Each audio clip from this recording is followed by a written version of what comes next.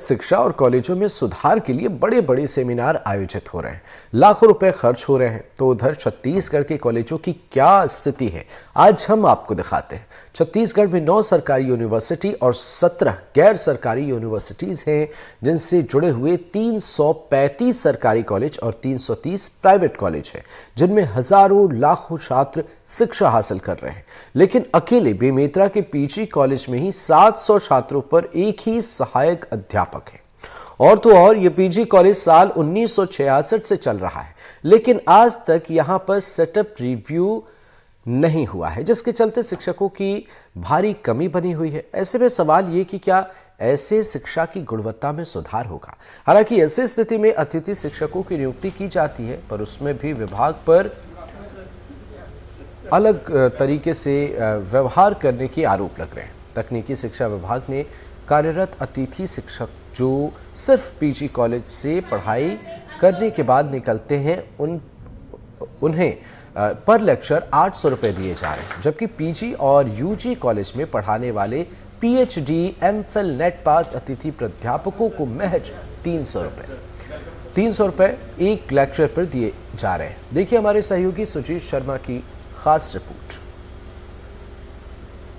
तो प्राध्यापकों के भरोसे कैसे नई शिक्षा नीति को हम लागू कर पाएंगे, उसमें गुणवत्ता कैसे लाएंगे। तो और दूसरी बात यह है कि जो पढ़ाने वाले अतिथि व्याख्याता है, उनके ऊपर अगर विभाग ध्यान नहीं देंगे तो कैसी गुणवत्ता आ पाएगी। नई शिक्षा नीति लागू होती है, पर अगर नीति को लागू करने वाले शिक्षक ही हमें पढ़ाने के लिए नहीं रहेंगे, समय में हमारे नहीं रहेंगे, तो हमारे लिए बहुत दुख की बात होगी। तो नई शिक्षा नीति अच्छी है, परंतु उससे पहले जो है शिक्षकों पर ज्यादा ध्यान दिया जाए, शिक्षकों की भर्ती पर ज्यादा ध्यान दिया जाए तो बेहतर रहेगा। हम लोग को साल भर काम पे नहीं रखा जाता है, 6 महीने 8 महीने रखा जाता है। उसमें भी महीने भर की हम लोग को सैलरी जो है कभी भी पूरी नहीं बनती। ये रिकॉर्ड है कि कभी पूरी सैलरी मिली हो।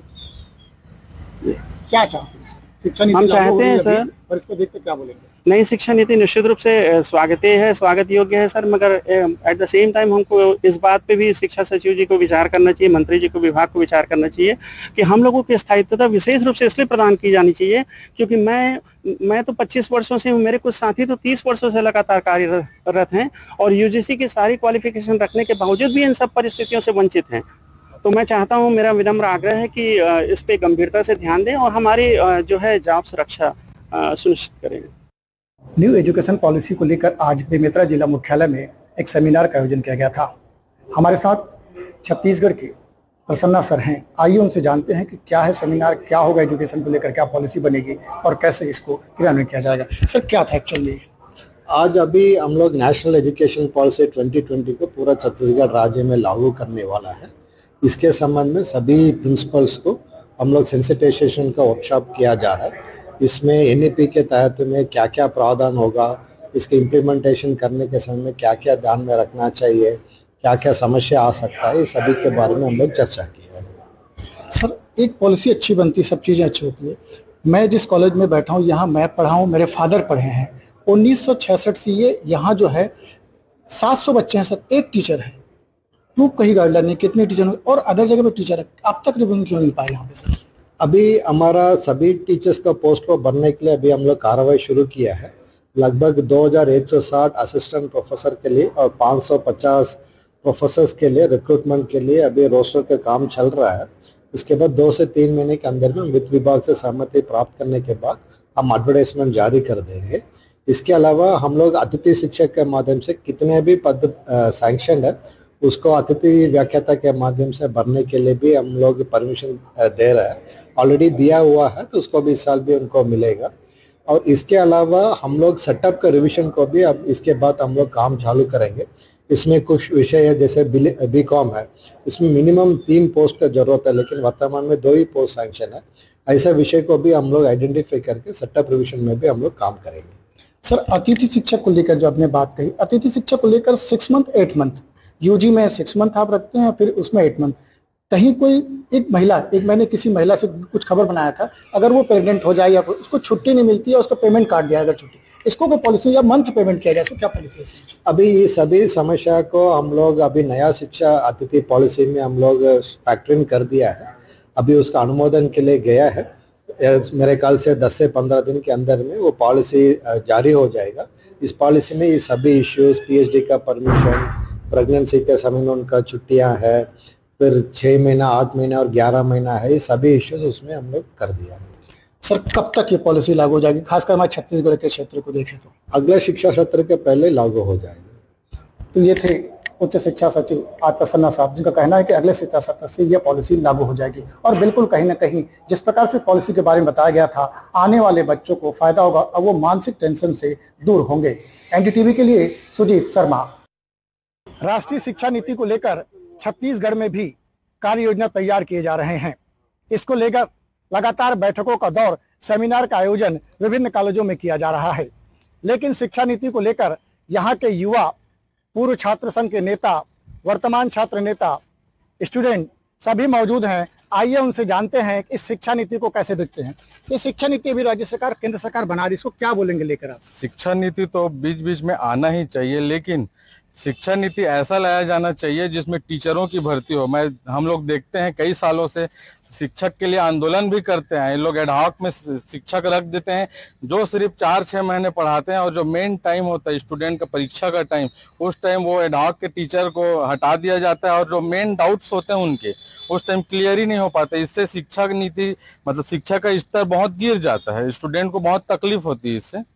बिल्कुल देख रहे हैं कि शिक्षा कैसे कहते हैं, जॉब ओरिएंटेड मतलब जो शिक्षा नीति बनाई जा रही है ताकि आने वाले जो उसको स्किल डेवलपमेंट किया जाए, छात्रों को बजाए। लेकिन आप कैसा देखते हैं, क्या है शिक्षा नीति, क्या बोलेंगे, आपका विचार क्या है? पहले तो सरकार को बधाई दूंगी कि ये नई शिक्षा नीति स्वागत योग्य है।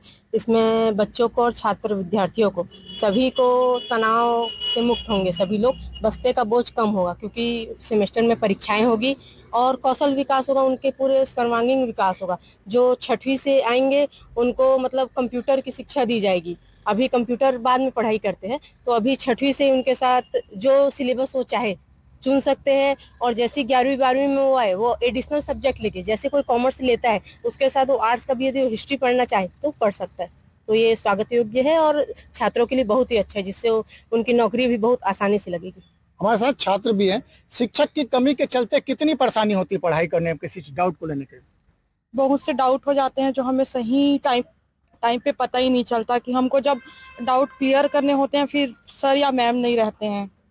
अगर वो सर रहे तो हमारा डाउट उसी टाइम पे ही क्लियर हो जाएगा। ठीक है, अतिथि शिक्षक को लेकर कहा कि अतिथि शिक्षक की कमी, वाकई छत्तीसगढ़ में अतिथि शिक्षक की कमी है। 2710 अतिथि शिक्षक हैं, लेकिन उन्हें 5 माह और 6 माह बाद हटा दिया जाता है। आप क्या बोलेंगे नई शिक्षा नीति, क्योंकि आप पूर्व छात्र संघ अध्यक्ष हैं वर्तमान पार्षद, क्या बोलेंगे? शिक्षा नीति पे मैं पूरा विरोध करूंगा। शिक्षा नीति एक सिर्फ नाम मात्र है। हमारे कॉलेज में 600 बच्चे, एक क्लास है, बीए की क्लास है 600 बच्चे, लेकिन टीचर एक भी नहीं है, ना ही परमानेंट। तो मेरे कहने का मतलब ये, पहले शिक्षा नीति के तहत टीचरों की भर्ती हो, तब जाके बच्चों का सिलेबस कंप्लीट होगा और अच्छे मार्क्स आएंगे और अच्छे रिजल्ट आएंगे। तो मेरा यही है कि गलत है शिक्षा नीति। बिल्कुल, किस छात्र नेता विरोध कर रहे हैं, थोड़ा सा हम चाहेंगे कि इधर आ जाए।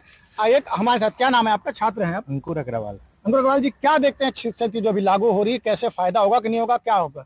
ये बहुत अच्छा होगा, क्योंकि अब जो पहले एक साथ पूरा साल भर का सिलेबस पढ़ते थे, अब उसको पार्ट पार्ट में पढ़ेंगे। बच्चे को बहुत जल्दी ही चीज़ें समझ आएगी, क्योंकि जो बड़ा लंबा सिलेबस होने के नाम से बच्चे पूरे एक साथ ऑब्जर्व नहीं कर पा रहे थे। अब उसको पार्ट पार्ट में करने से उनको बहुत अच्छे से समझ आएगा और उनको बहुत फ़ायदा भी मिलेगा इससे।